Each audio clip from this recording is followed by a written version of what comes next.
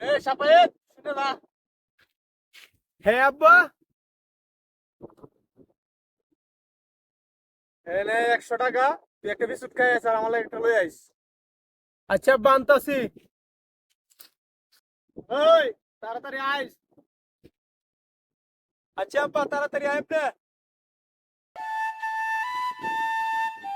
নেও আব্বা তোমার বিস্কুট। আর 90 টাকা কই? বা এটিতে আমি ঠান্ডা খাইয়া লাইছি। আচ্ছা ঠিক আছে তাহলে যা।